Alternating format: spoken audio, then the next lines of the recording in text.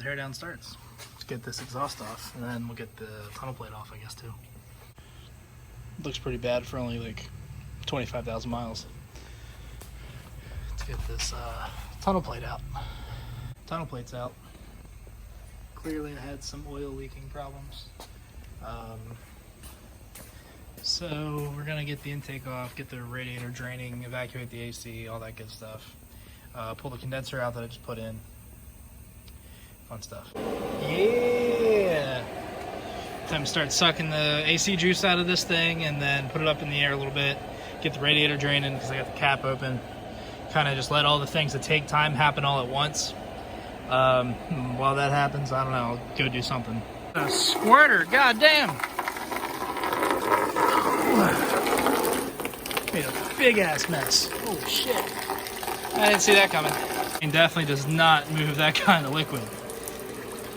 I mean, that took probably 30 seconds or so and it's probably almost empty. All the fluids are done. I just gotta get the radiator out. The control arms are all off.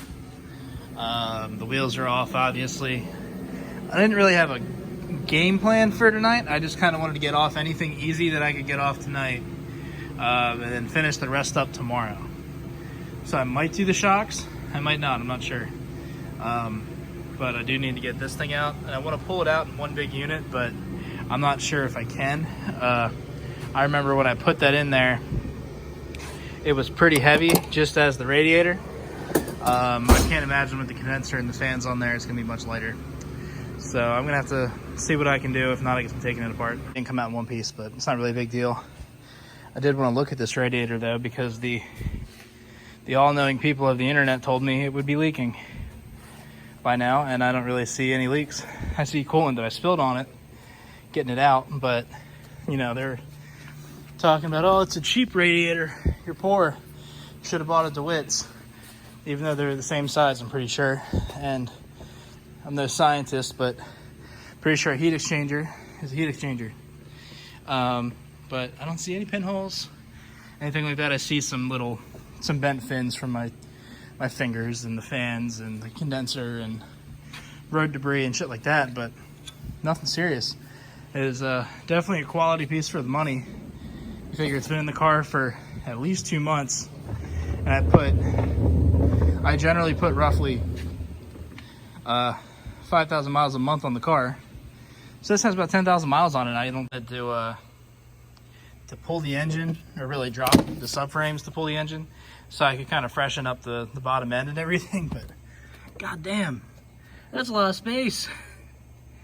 I could just stick the cam in there, throw the heads on, and we'd be fucking set. Might be a little easier, a little faster, but it's not the right thing to do. I need to re-gasket this thing, as you've seen before. The whole thing's a freaking oil slick. For one night, nice pile of parts. A couple hours work done just to speed everything up tomorrow. I got a powder coated bumper for a Tacoma, so that's probably gonna take up most of my day, but in theory, I undid a bunch of the engine harness up top. I should just have to do the stuff underneath and the shocks and subframe bolts. I think that's it. I guess I gotta figure out the brake line situation. That's the only thing.